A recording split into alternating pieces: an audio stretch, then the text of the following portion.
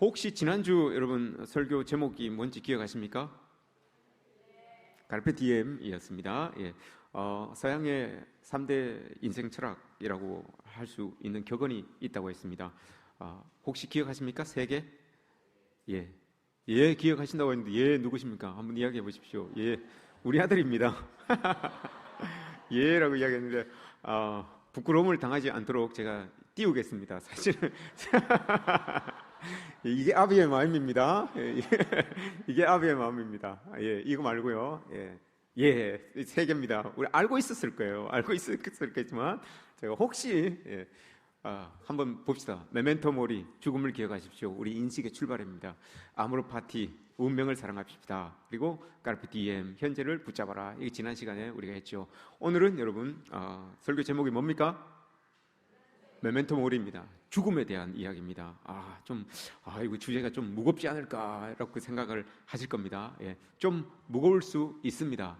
예, 요거는 다음에 띄워야 되는데, 메멘토 모리 띄워주셔도 됩니다. 메멘토 모리, 단순히 여러분 단어만 풀이를 하면 죽음을 기억하다, 메멘토 모리, 죽음입니다.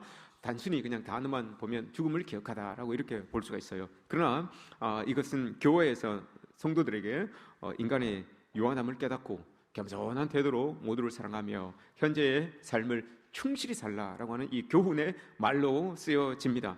어떤 이들은 메멘토 모리 하면 어떤 이들은 이걸 떠올립니다. 어떤 로마의 장군이 승리하여서 개선 행렬을 할 때 막 사람들이 월계관을 던져주고 꽃을 던져주고 할 때 그 환호성에 취해 있을 때에 옆에 이제 왕 뒤에 이렇게 서 있는 노예, 종, 집사가 있습니다. 그 사람이 그 개선 행렬을 하고 있는 그 장군 귀에다 대고 속삭이죠. 메멘토 모리 이렇게 합니다. 장군이시여, 저 환호에 취하지 마십시오. 장군이시여, 당신에게 환호하는 저 환호가 있기까지 죽은 사람들, 당신을 위하여서 함께 싸워주었던 사람들이 있습니다. 그 사람들의 죽음을 기억하십시오. 그리고 그들이 죽였던 그 사람들의 죽음도 피도 있습니다. 그것도 기억하십시오.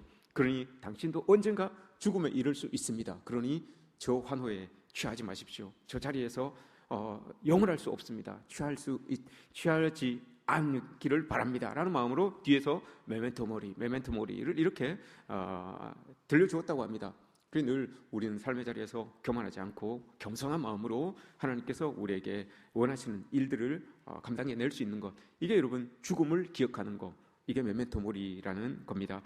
이 메멘토 모리라고 하는 이 말은 여러분 중세 교회에서 활성화되었습니다. 특별히 흑사병이 유럽에 퍼졌을 때, 흑사병 이전에 여러분 십자군 전쟁이 있었잖아요. 십자군 전쟁을 마치고 막 이렇게 돌아오는 사람들이 그 병균을 가지고 이렇게 들어온 거죠. 병균을 가지고 들어와서 유럽 전역에 흑사병이 퍼지게 됐어요.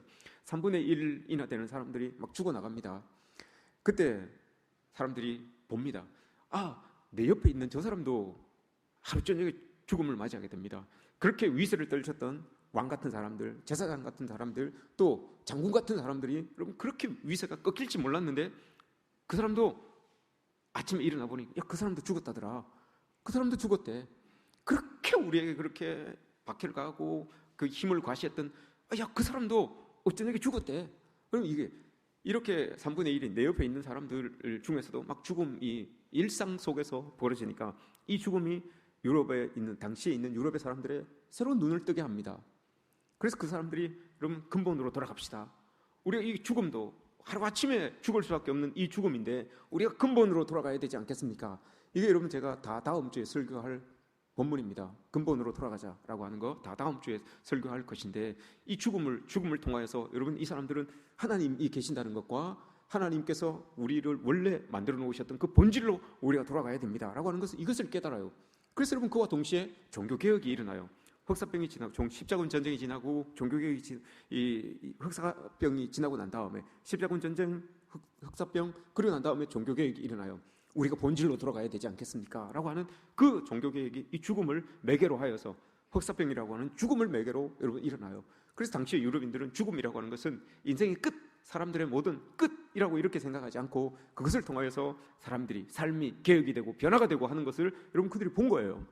이게 그들이 생각하고 있었던 당시의 죽음이다라고 하는 거예요. 그래서 그걸 메멘토 모리, 교회에서, 중세 교회에서 메멘토 모리, 우리가 죽음을 기억하며 하나님 앞에 본질로 우리 돌아가야 되지 않겠습니까? 라고 하는 그 구호처럼 메멘토 모리라는 말이 나왔어요. 왜 이게 나왔는가 하면 글을 못 읽는 사람들이 있잖아요.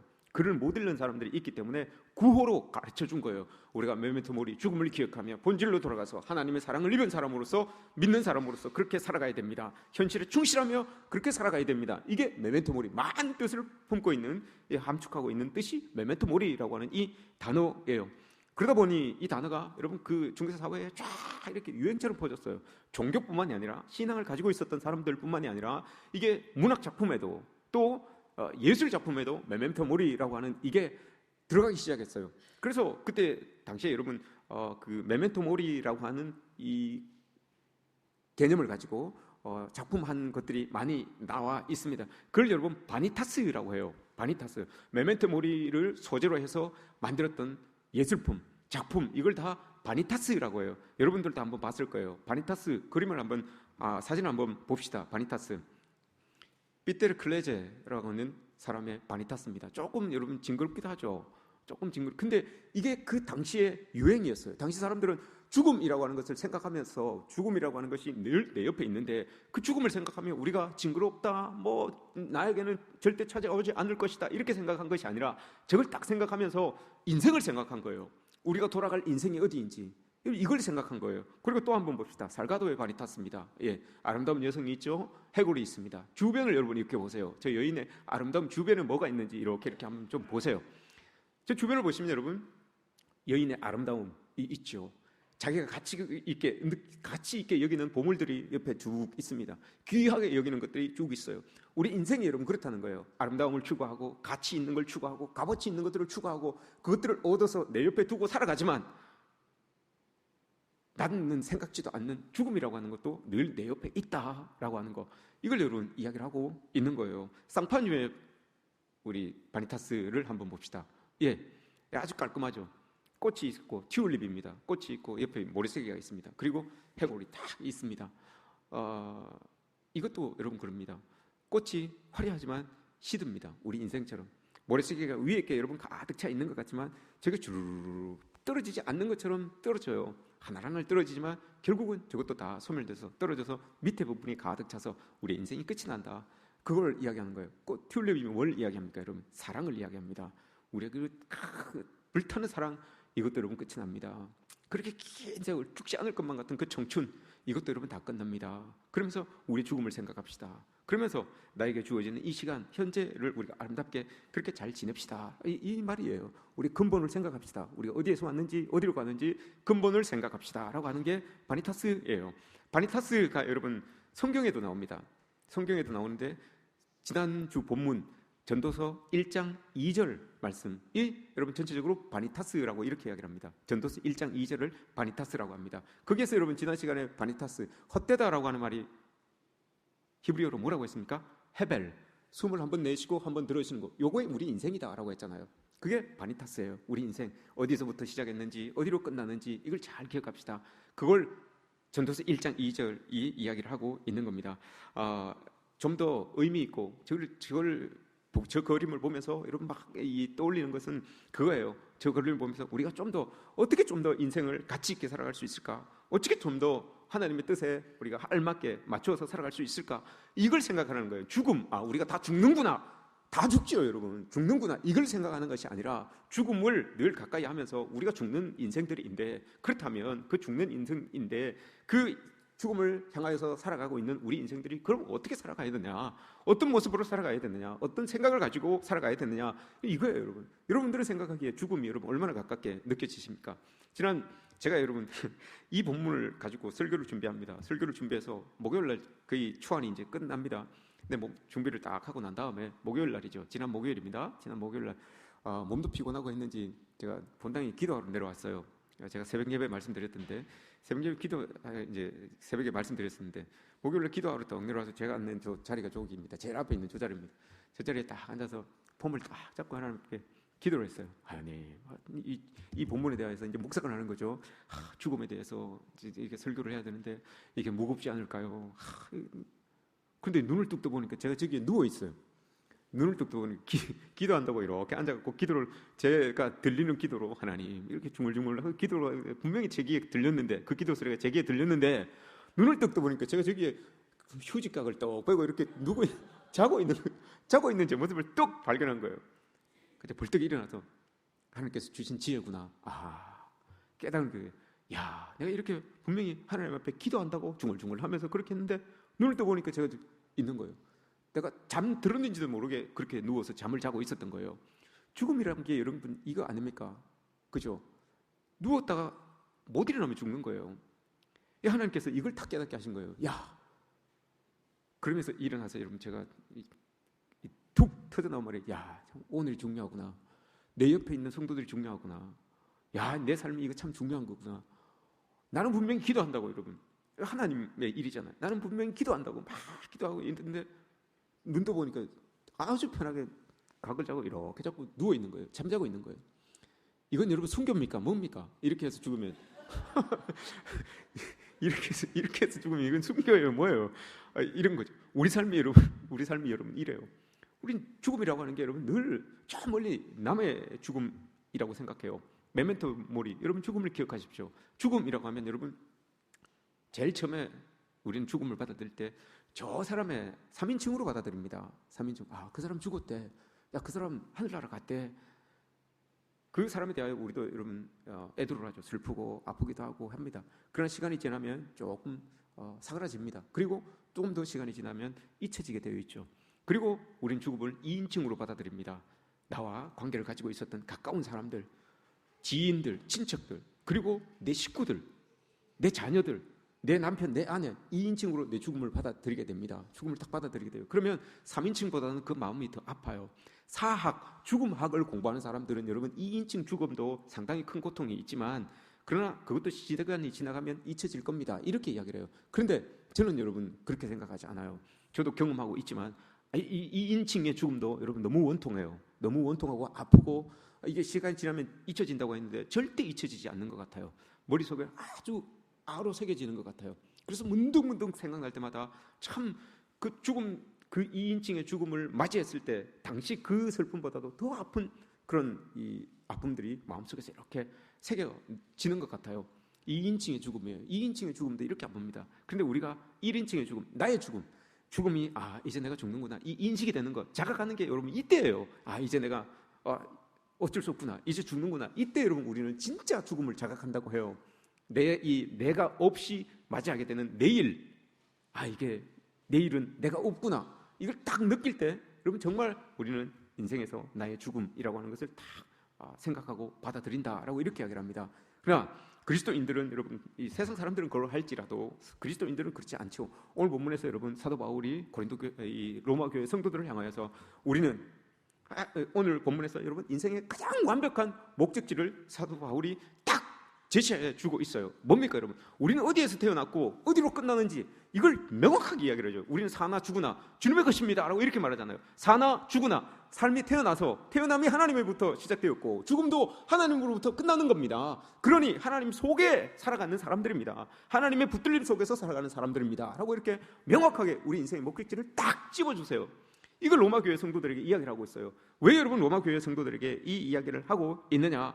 여러분, 오늘 본문 말씀을 앞뒤로 이렇게 읽어보시면 이름에도 불구하고 사도 바울이 이렇게 이야기를 했는데 불구하고 사람들이 막 서로 먹고 마시는 것, 쓰는 것, 뭐 이런 것들 때문에, 나를 지켜가는 것, 이런 것들 때문에 서로 비판하고 판단하고 막 갈등하고 이런 거예요. 문제들이 교회 안에서 막 이렇게 일어나는 거죠. 근데 먹고 마시는 일, 나를 지키는 일이라고 이야기하지만 여기에서 이야기하고 있는 사도 바울이 이야기하는 먹는 일은 이게 음식 문제인 거예요. 그때는 당시만 해도 이방 제사를 드렸던 때이기 때문에 이방의 신전에 바쳐졌던 물건을 우리가 먹어야 되느냐 마느냐 이거 문제로 막 사람들이 따지고 했단 말입니다. 근데 이걸 오늘날로 적용을 해본다면 이건 우리 삶에서 일어나고 있는 먹기 위하여서 우리가 삶을 살아가잖아요. 그 모든 우리의 삶의 영역을 이야기하는 겁니다. 날도 마찬가지예요. 날도 이들은 유대인에서 개종한 사람들도 있지만 그럼에도 불구하고 이들은 아직까지 습관을 버리지 못하여서 유대인들 지켰던 절기, 날, 안식일 이런 것들을 지킨단 말입니다. 그러나 이 사람들은 믿지 않는 사람들이 아니에요. 믿는 사람들이에요.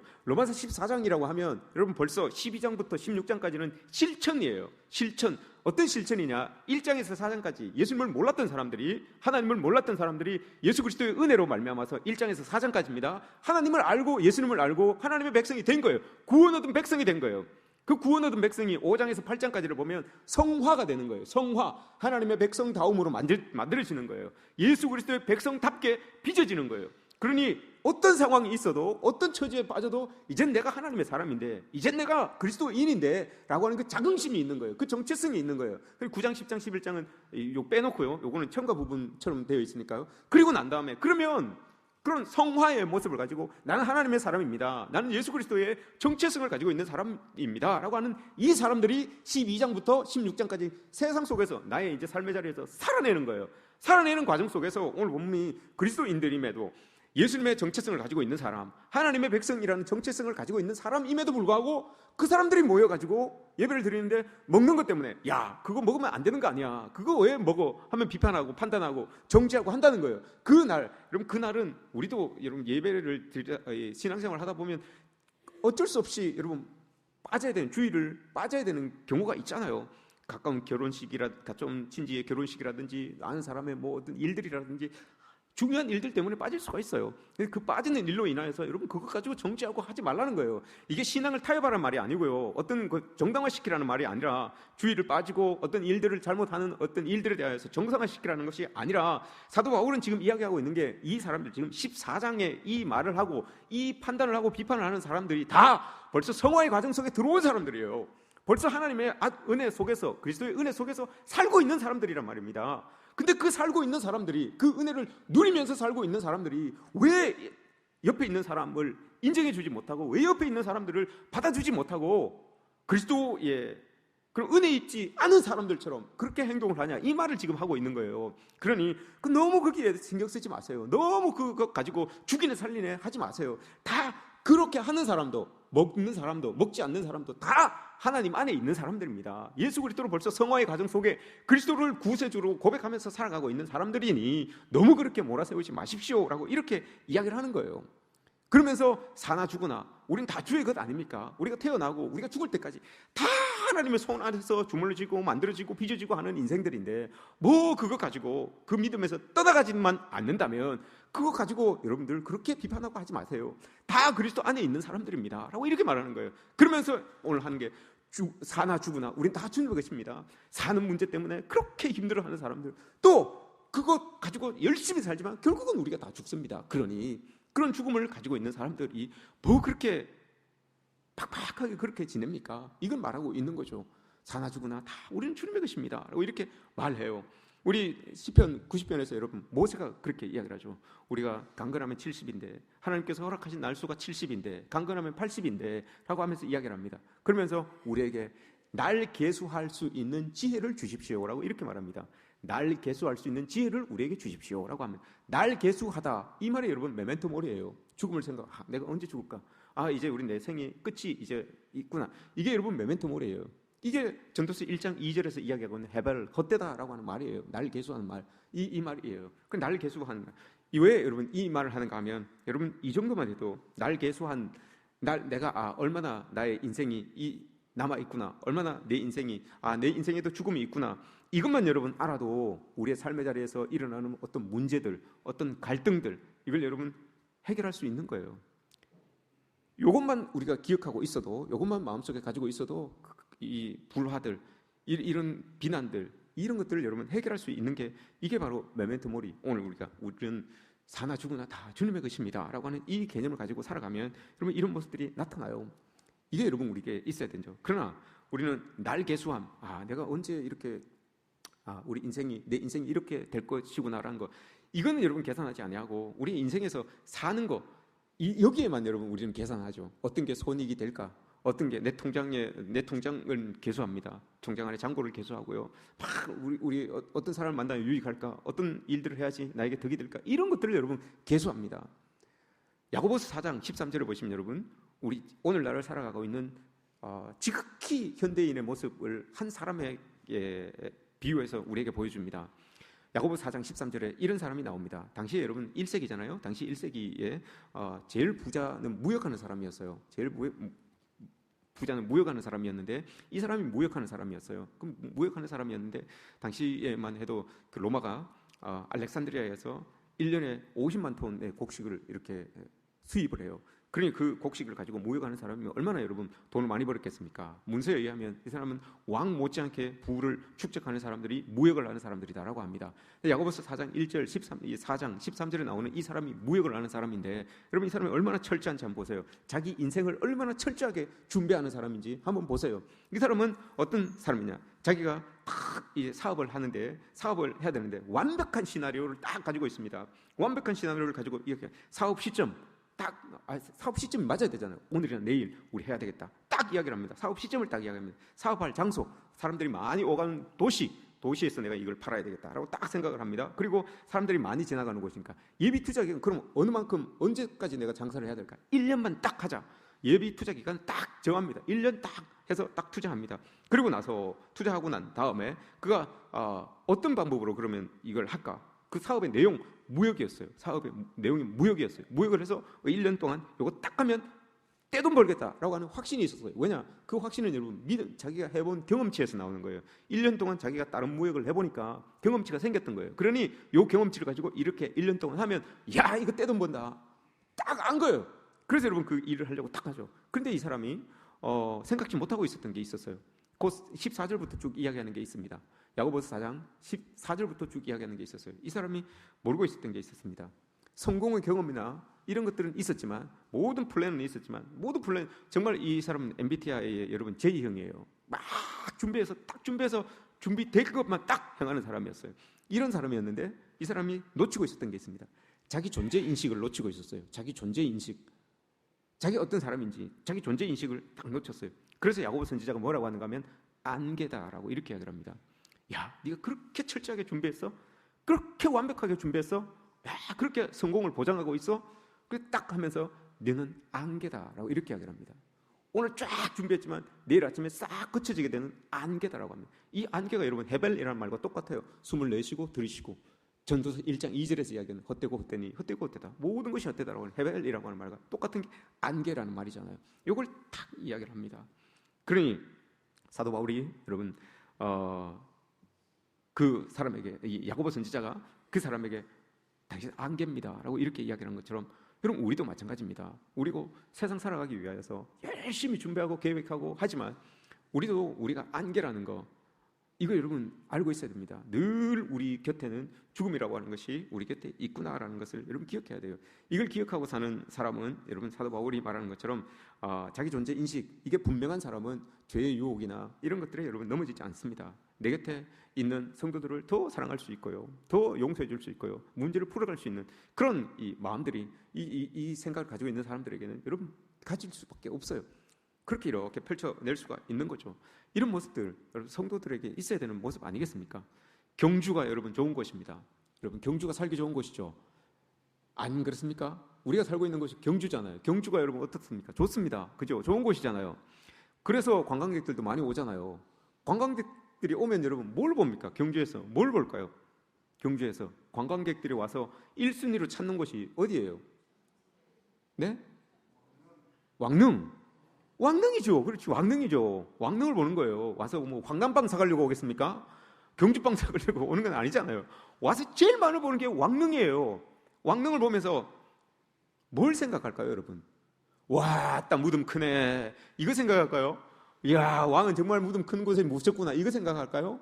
모르겠어요. 그 사람들이 뭘 생각하는지는 모르겠지만 왕릉을 여러분 저기 경주 시내 가면 대릉원이라고 있잖아요. 대릉 큰 거 있잖아요. 그 한번 이렇게 우리 이대구 장로님 살아계실 때 생전에 그 말씀을 하셨어요. 자기 어릴 때 대릉은 거기 크잖아요. 막 겨울에 눈 내리고 하면 그 위에 올라가고 막 스케이트 타고 썰매 타고 막 쭉 내려오면 그 관리하는 사람한테 막 혼나기도 하고 도망가고 저쪽 뒤에서 타기도 하고 막 이랬대요. 그랬답니다. 그러면서 여러분 하는 말이 그 이대구 장로님 하시는 말씀이 아이고야, 제가 어릴 때는 왕릉이 저렇게 커 보였는데 왕릉은 그대로인데 저는 참 세월을 많이 먹었네요. 이 말씀을 하셨어요. 그리고 하신 말씀이 저도 죽겠죠. 이 말씀을 하셨어요. 그 제가 뭐라고 했겠습니까? 아이고 장로님 저도 죽어요. 그랬더니 저도 죽어요. 이런 말씀했어요. 말씀 나눈 기억이 납니다. 그리고 왕릉을 이렇게 보면서 사람들이 뭘 생각하겠습니까? 그 왕의 그런 권위, 왕의 어떤 그 위세 이런 것들 생각하겠습니까? 모르겠습니다. 그들이 뭘 생각하는지. 그러나 그 왕릉을 보면서 우리도 저렇게 권세 있었던 사람도 죽는데, 죽어서 저 무덤 안에 다 들어가는데 우리도 언젠간 죽겠지. 나도 언젠가는 죽겠지. 이거 깨닫고 가는 사람은 여러분 그 사람 성공한 사람입니다. 경주에서 전 진짜 관광 잘한 사람입니다. 이거 깨닫고 가는 사람. 이거 깨닫지 못하고 와서 황단빵이 맛있네, 시범빵이 다네, 뭐 어떠네, 이거 이야기하고 가는 사람들은 우리에게 그 생활 인구로서 그렇게 왔다 가는 사람이에요. 우리 여러분 지역에 있는 정주 인구가 있고 왔다 갔다 하는 사람들을 여러분 관계 인구 또는 생활 인구라고 하잖아요. 생활 인구가 여러분 관광객들을 이야기하거든요. 왔다가 그냥 가는 사람들. 이 사람들이 여러분 41명당 우리 한 명이에요. 정주 인구 한 명이, 관광객 41명이 왔다가 쓰고 가는 돈이 우리 한 명 먹이 살리는 거예요. 정주 인원 한 명 먹이 살리는 거예요. 그러니 여러분들 관광객들 오면 잘해주세요. 그 사람들이 우리 먹여 살리는 사람이라니까요. 41명이 우리 한 명을 책임지는 사람들이에요. 그러니 여러분들이 설득 이야기해 주세요. 저 왕릉을 보고 뭘 생각하십니까? 다 깨닫고 가면, 그걸 깨닫고 하면 여러분 그 사람은 성공한 사람이에요. 이런 거죠. 경주가 참 이런 거잖아요. 이어령 씨가 예수를 믿고 난 다음에, 하나님을 알고 난 다음에 메멘토 모리라는 책을 썼어요. 메멘토 모리, 죽음을 생각하라라는 책을 썼어요. 이 사람이 이런 이야기를 했습니다. 제가 그 내용을 잠깐만 읽어 드릴게요. 한국 사람들은 유난히 죽는다는 말을 많이 쓰지 않습니까? 말끝마다 죽는다. 여러분 맞죠? 좋아 죽겠네, 배불러 죽겠네, 배고파 죽겠네, 힘들어 죽겠네, 잠아 죽겠네, 뭐 이런 거, 그죠? 좋아도 죽겠대요. 좋아 죽겠네, 기뻐 죽겠네, 막 이런 거요. 이호령 씨가 그렇게 이야기를 한 거예요. 근데 뒤에 있어요. 뒤에 이런 말을 합니다.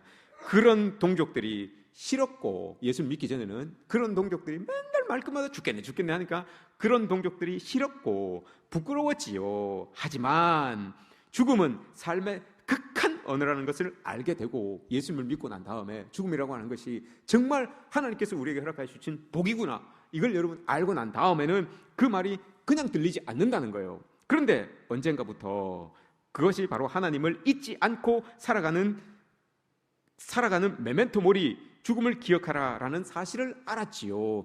그렇게 이야기하면서 이게 하나님께서 우리 인생들이 이렇게 늘 죽음을 가까이 두고 살아가는 사람들이구나라는 이걸 깨달았대요. 그리고 난 다음에 뭘 하나 탁 깨달았는데, 그런데 지금은 말끝마다 죽겠다던 말버릇이 사라지고 있다. 여러분 요즘 청소년들은 이런 말 잘 안 씁니다. 청년들 이런 말 잘 안 씁니다.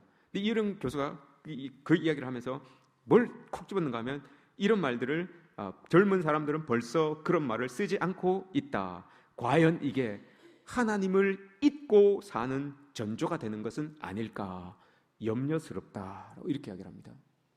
청소년들이 여러분 많은 기독교 세대들이 여러분 많이 줄어들고 있어요. 이어른 교수가 멀리 본 거죠. 죽었다. 그분은 죽겠네 하면서도 그게 다 하나님께서 우리를 붙들고 계시는 그심을 안 거예요. 근데 이게 말로 이렇게 표현되지 않는 젊은이들은 하나님과 멀어지는 건 아닌가. 죽음 속에서 하나님을 발견하지 못하는 청소년들은 하나님과 멀어지는 건 아닐까, 이걸 염려하고 있었는데 진짜 그 염려가 여러분 나타납니다. 젊은 세대들은 여러분 요즘처럼 우리처럼 배고파 죽겠네, 기뻐 죽겠네, 즐거워 죽겠네 이런 말 안 해요. 뭐라고 합니까 여러분? 헐, 뭐 이런 거, 우리 알아듣지도 못하는 거, 줄임말 알아듣지도 못하는 거, 이런 거 한다니까요. 그게 뭔 말이야 라고 하면 뭐 모르겠어요. 저도 모르는 말들을 이렇게 해요. 김정준이라는 분이 계십니다. 돌아가셨는데요, 한신대 총장을 하셨던 분이고 연세대 교수를 하셨던 분이에요. 근데 이 분이 오늘 우리가 읽었던 찬송가 몇 장 했습니까? 오늘 9장을 작곡했던 분이에요. 이분이 저기 우리 김천 황금동교회, 제가 이제 경선호회 출신인데 김천 황금동교회 부목사님이었는데 부활절 설교를 준비하시다가 각혈을 하신 거예요. 그래 피를 토하고 쓰러지셨어요. 검사를 받았는데 이제 진폐결핵이 나온 거예요. 그래서 3개월을 받은 거예요. 3개월 받으면 못 삽니다. 그래가지고 그때 당시만 해도 마산 요양병원인가로 이렇게 갔대요. 옮겨져서 갔대요. 그래서 죽음을 앞두고 있는 사람들이 들어가는 곳이 육병동이라고 그러더라고요. 육병동에 들어가서 죽음의 방이라고 하는 곳에 배치를 받았대요. 거기 들어가니까 막 벌써 죽음을 앞둔 사람들이 많이 있었대요. 그 육병동에 가서 많이 하는데, 그러면서 이 사람이 거기에서 이제 기도를 하기를, 오늘 본문, 우리가 읽었던 이 본문, 우리가 죽어도 살아도 주를 위하여 살고 죽어도 주를 위하여 죽나니 우리는 사나 죽으나 주님의 것이다 라고 하는, 이걸 고백을 한 거예요. 이걸 고백하면서 의사는 3개월을 나에게 선고를 하였는데, 하나님, 저는 하나님 뜻대로 하나님 주시는 날까지 살겠습니다 라고 이렇게 고백을 한 거예요. 그러면서 거기에서 여러분 글을 썼는데, 그 글에 어떤 내용이 있는가 하면, 나는 이제부터 하나님의 시간대로 삽니다. 그러면서 그곳에서 하루에 3번씩 그 죽어가는 사람들에게 하나님의 말씀을 가르치고 전하겠습니다. 그리고 모든 그 안에서 해야 되는 그런 청소, 뭐 화장실 청소, 돌보는 거, 걷지 못한 사람 돌보는 거, 밥 먹여주는 거, 이런 것, 모든 것들을 자기가 다 책임지겠습니다. 그렇게 했대요. 그렇게 살았대요. 그랬더니 그 안에 있는 사람들 중에서도 막 믿고, 하나님을 믿고 돌아가시는 분들도 있고, 안 믿고 돌아가시는 분들도 있고 했는데, 그 3개월 동안 있으면서 시신을 여러분 29구를 치웠대요. 29를 치우는데 닦고 막 이렇게 염하고 습하고 하는 거, 이런 것들을 자기가 다 했답니다. 자기가 다 해서 보내드렸대요. 그리고 3개월이 지났는데 자기도 안 죽은 거야. 3개월이 지나고 나서 안 죽은 거예요. 그러니까 안 죽으니까 다시 검사를 했는데 이게 폐결핵이 싹 다 나은 거예요. 싹 다 나은 거. 이게 여러분 할렐루야 아닙니까? 싹 닦고 난 다음에 제2의 인생을 살아야 되겠다. 그래서 여러분 그가 열심히 공부해서 한신대 교수도 되고 연세대 교수도 되고 그렇게 됐어요. 그렇게 삶을 살다 가다가 찬송 9장, 오늘 우리가 불렀던 찬송 9장, 이걸 여러분 작곡한 거예요. 작곡한 내용을 여러분 한번 보십시오. 그 어려운 상황 속에서 여러분 작곡한 내용을 한번 보십시오. 그리고 돌아가시기 전에 시를 썼어요. 내가 죽는 날이라고 하는 시를 썼습니다. 제가 한번 읽어드릴게요. 다는 아니지만, 저 좋은 낙원에 이르니 찬송을 불러주오. 계시록 20장을 끝까지 읽어주오. 계시록 20장이 여러분 무슨 내용이에요? 천년왕국이잖아요. 천년왕국. 하나님께서 천년 동안 이제 나와 함께 다스리겠다, 이 말이잖아요. 심판도 있고 상급도 있고, 그걸 끝까지 읽어주오. 나의 옆에는 이것을 세워주오. 임마누엘, 하나님이 나와 이 죽는 이때까지 함께 하였습니다. 이걸 세워주오. 내가 죽는 날에 비가 와도 좋다. 예수의 보혈로 내 죄를 씻음받은 감격의 눈물이니. 뒤에 내가 죽는 날은 비가 와도 좋다. 그것은 이 세상의 모든 시름을 없이 하고 하늘나라 올라가는 내 길을 준비함이라. 내가 죽는 날은 눈이 부시도록 햇빛이 비쳐도 좋다. 그것은 영광의 주님 품에 안긴 내 얼굴의 광채를 보여줌이라. 나를 완전히 주님의 것으로 부르시는 날, 나는 이 날이 오기를 기다리노라. 그리고 뒤에 또 조금 더 있어요. 이제 나를 찾지 마세요. 나를 부르지 마세요. 하나님과 만나는 그곳에서 우리 다시 만납시다. 우리 다시 얼굴을 봅시다 라고 이렇게 이 시를 끝내요. 여러분, 우리가 이런 사람들입니다. 사나 죽으나 다 주님의 것입니다. 그러니 여러분, 인생에 너무 얽매이지 마십시오. 하나님 믿는 사람으로서, 그리스도인으로서 인생에 너무 여러분 좌지우지 당하지 마십시오. 여유 있게 하나님 믿는 사람답게, 그리스도를 나의 정체성으로 삼고 살아가는 사람답게 여러분 그렇게 사는 거예요. 로마서 14장에서 왜 여러분 이걸 할 겁니까? 이 말을 합니까? 이게 실천편이에요. 실천편. 로마서 14장은 실천편이에요. 어떤 사람이 실천한다고요, 여러분? 하나님으로 인하여서 죄 씻음 받은 사람, 구원의 확신이 있는 사람, 그 구원의 확신이 예수 그리스도로 예배를 드리고 기도를 하고 찬양을 하고 하는 그 삶을 살아가는 사람, 그 삶을 살아가는 사람이 밖에 나가서 살아가야 되는 모습이에요. 밖에 나가서 내가 사나 죽으나 주님의 것인데, 나를 세우시고 나를 끝내시는 분도 하나님인데 내가 그렇게 살아야지, 하나님의 사람답게 살아야지, 이걸 지금 가르쳐주고 있는 겁니다. 우리 모두가 여러분 이랬으면 좋겠습니다.